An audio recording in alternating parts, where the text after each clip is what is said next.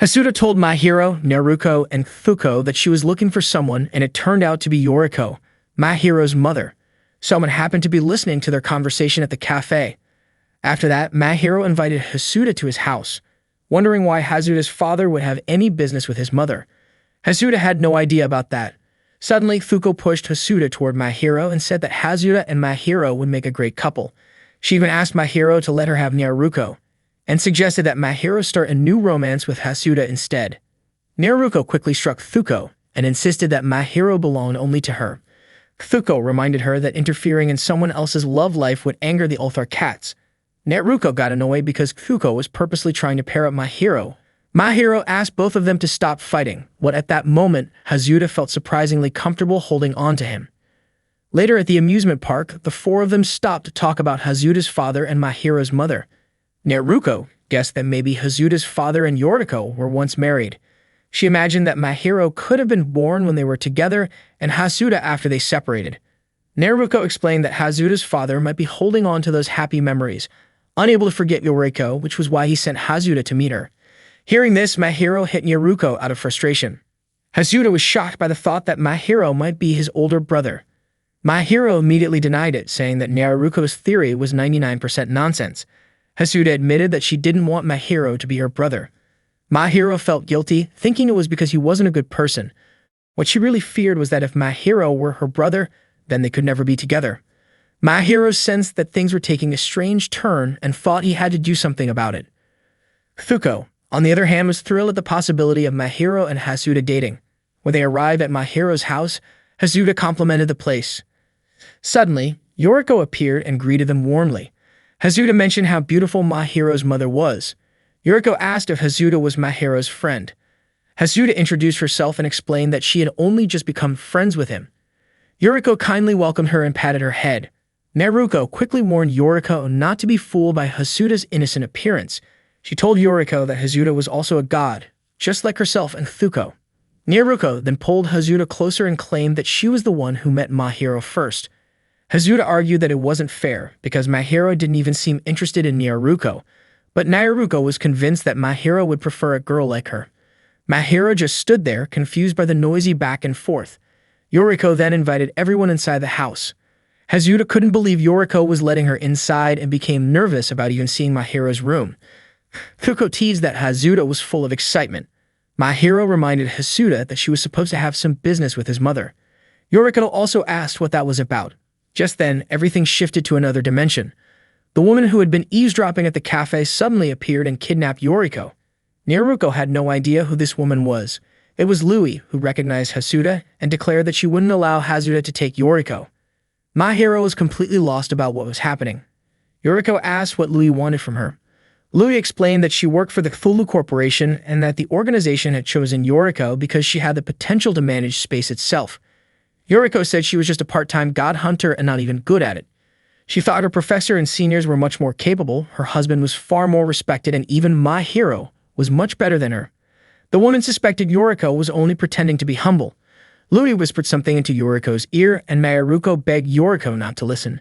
But Yoriko eventually decided to go with Louis. Mahiro guessed his mother was sacrificing herself to protect him and his friends.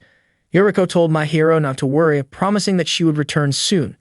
Louis warned them not to interfere since Yoriko had already agreed. Mahiro asked Neruko and Thuko to rescue his mother. They quickly leaped to the rooftop. Thuko stepped forward and struck Louis with her staff, but Louis whispered something to her as well. Neruko couldn't understand what was going on, but when she tried to attack Louis, Thuko blocked her. The two ended up fighting until Neruko was thrown off. Luckily, Mahiro caught her in his arms. Neruko was thrilled that Mahiro was holding her like a princess, but he immediately dropped her out of embarrassment.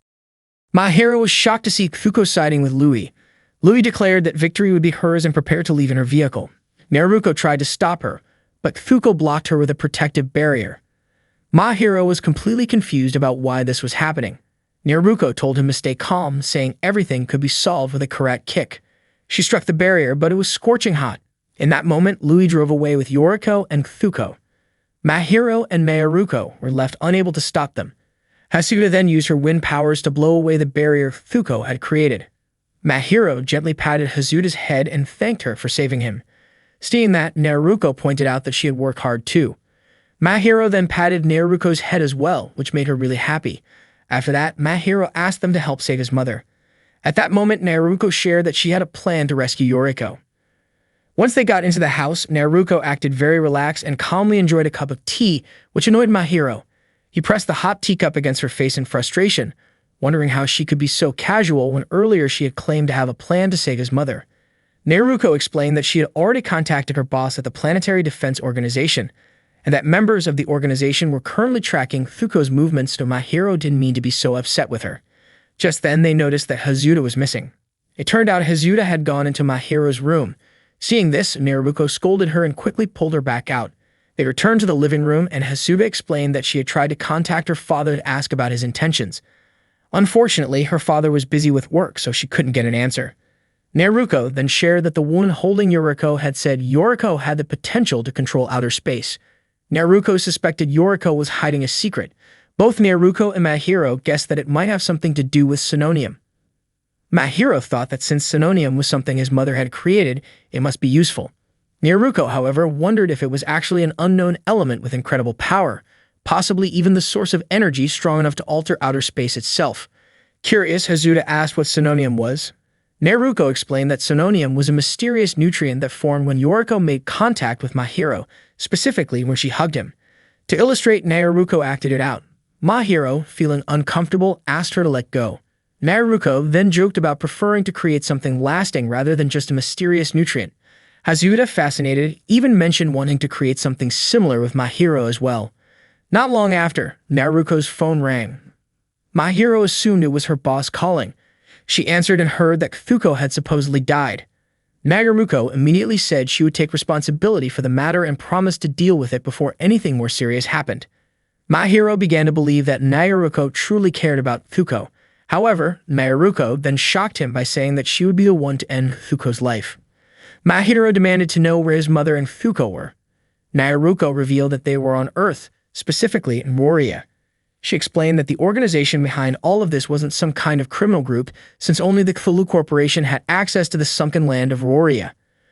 Mahiro then asked if this meant that one of their employees was responsible for his mother's situation. Naruko clarified that it couldn't be called a kidnapping because Yoriko had gone there of her own free will. Mahiro suspected that perhaps his mother had agreed to it, but even so, he didn't care if Naruko thought he was being selfish. He just wanted her to bring his mother back home. Hazuda immediately volunteered to help Mahiro. Deeply grateful, Mahiro thanked her. Without wasting more time, they headed toward Roria. Once there, Naruko admired the beautiful romantic view of the sea. Mahiro asked if they would ride a dragon like before, but this time Naruko chose to use the Nephron car, her favorite vehicle. It was a special amphibious car designed to easily travel through difficult terrain, move across the sea without issues, and even drive smoothly on the ocean's surface. Mahiro wondered why she hadn't used that vehicle the first time they went to Roria. Naruko casually explained that if they had used it earlier in the story, it would have felt too strange. Sea vehicles were meant for the middle of a story, while air vehicles were for the ending. That was just how it usually went. Hearing this, Mahiro hit her lightly and said that he disliked people who didn't use their full potential. Naruko then quickly started up the Nephron car, which dove into the ocean. Hazuda was amazed, while Mahiro pointed out that it seemed like the car was driving on autopilot. According to Naruko, even though the car was automatic, it managed to handle the red cliffs and fiery fields without any problem. Hazuda really enjoyed watching the fish swimming past the car windows. Suddenly, they were blocked by a group of deep ones who clearly were not going to let them reach Roria so easily. Naruko quickly avoided them, while Mahiro asked if she was sure she could defeat them. Naruko then used her Megapede weapon to attack, unleashing an endless barrage of torpedoes from the Nephron car. Mahiro was surprised at how Naruko showed no hesitation at all. She admitted that she was not going all out against them. Even though she had no solid proof that the Cthulhu Corporation was behind many wrongdoings, she was not willing to back down. At that moment, Mahiro heard something. Hazuda confessed that she was not feeling well inside the vehicle, so Naruko gave her motion sickness medicine. Mahiro asked about the song he was hearing, and Naruko explained that it was Dagon My House, and that the star would soon appear. Right then, they crashed into Dagon. Unfortunately, the torpedo incantation was not working, so Naruko had no choice but to push forward in order to reach Roria as quickly as possible. By that time, Hazuda could no longer take it, feeling nauseous, and begged Naruko not to make too many sharp turns. They were close to Roria Park, but Hydra blocked their path and blew away the Nephron car. Mahiro was thrown out of the vehicle and sank deep into the ocean. Hazuda quickly rescued him and managed to wake him up. When Mahiro regained consciousness, he asked where they were. Hazuda said it looked like they had made it to Roraya Park. Mahiro was shocked that he was still alive.